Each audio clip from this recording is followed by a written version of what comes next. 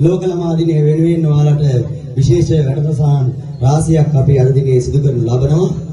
ඉතින් මට ඒක නෙමේ ඊට වඩා ලොකු ප්‍රශ්නයක් තියෙනවා. ඉතින් ඒක ගැන කතා කරන්න තමයි ආවේ. අපේ විදුහල්පතිතුමා නැහැ නමුත් මෙතන.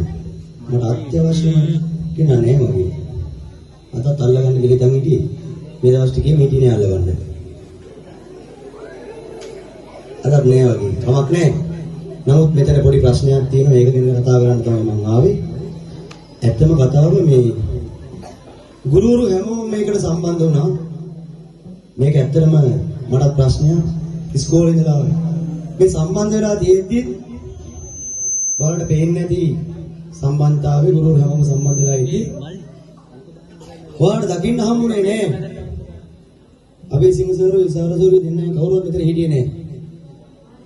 ඒක ඇත්තටම මටත් ප්‍රශ්නයක්. ඒක එයාලට විතරක් නෙමෙයි. මේ මුළු පාසලටම ප්‍රශ්නයක්. ඒක හින්දා අපි අද ඒක ගැන කතා කරන්න ඕනේ.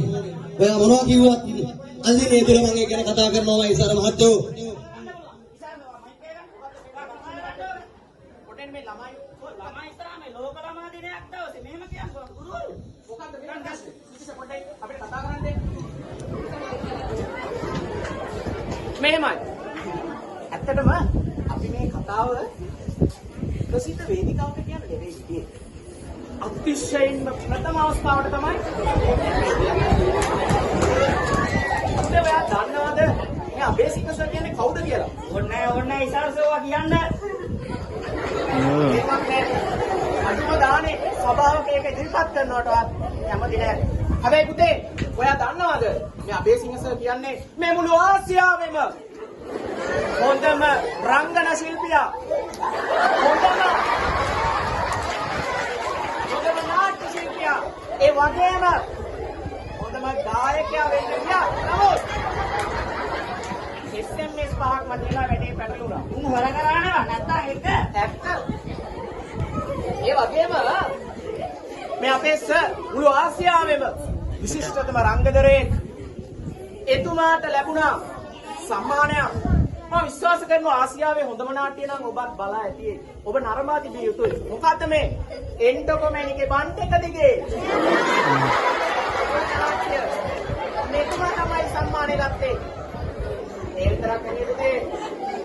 අද මේ විශේෂ අවස්ථාවට මම සම්බන්ධ කරගත්තේ පසුගිය පෙරහැරේ එක දිගට පිනුම් 27ක් කනලා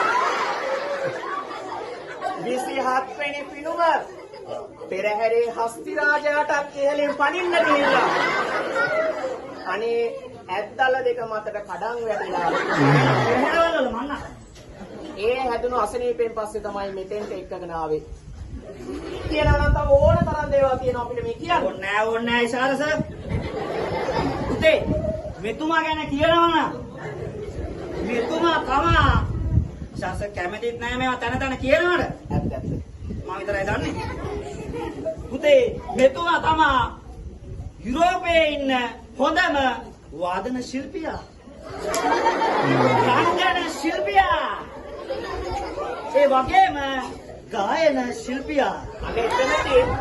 අනේ එතනදී උච්චසර ගන්න ගිහින් පොඩි මෙව එකක් වුණා.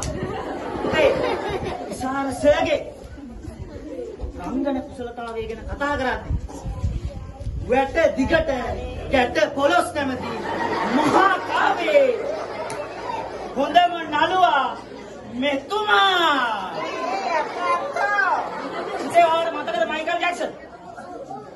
මයිකල් ජැක්සන් ජීවත් වෙලා ඉන්න කාලේ ඉෂාරස එක්ක එකට එක තකට තක නටන්නේ යද්දී අනේ සර්ගේ අඩියක් වැරදුනාට පස්සේ මයිකල් ජැක්සන් කියනවා තෝ හොඳ මෙහෙට නෙමේ ලංකාවටම පළකිය. ඇයි ඒක කිව්වේ? හරි. එහෙනම් මුළු ආසියාවයි යුරෝපයයි දෙකම එක වේදිකාවක නම් අයියට බලන්න. ශ්‍රී ලංකා ඉතිහාසයේ පළමු අවස්ථාවට නර්තනයක් සමග රංගනයක් ඉදිරිපත් කරන්නේ සොඳුරු මොහොත. එසේනම් මේ අභිෂේකේ ඌට ප්‍රාප්තියයි.